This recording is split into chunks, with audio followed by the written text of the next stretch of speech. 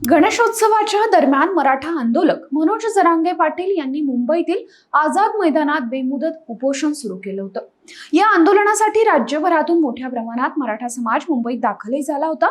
त्यामुळे सरकारवर मोठा दबाव निर्माण झाल्याचं पाहायला मिळालं होतं। त्यानंतर सरकारनं 2 सप्टेंबर 2025 ला हैदराबाद गॅझेटियरच्या अंमलबजावणीस मान्यता घेणारी अधिसूचना जारी केली। परंतु आता याच अधिसूचनेला मुंबई उच्च न्यायालयात आव्हान देण्यात आलंय। मनोज जरांगे पाटील यांच्या नेतृत्वाखाली मराठा समाजानं मोठ्या प्रमाणावर मुंबईत आझाद मैदानात धडक दिली होती। या आंदोलनाच्या दबावाखाली सरकारनं हैदराबाद गॅझेटियरवर आधारित कुणबी प्रमाणपत्र देण्यास मान्यता दिली आणि त्यानुसार अधिसूचना जारी करण्यात आली। या निर्णयाविरोधात आता मुंबई उच्च न्यायालयात 2 जनहित याचिका दाखल करण्यात आल्यात।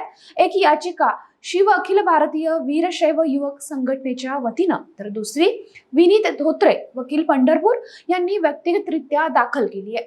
2 सप्टेंबरची अधिसूचना बेकायदेशीर असल्याचा आरोप या याचिकेतून करण्यात आलाय।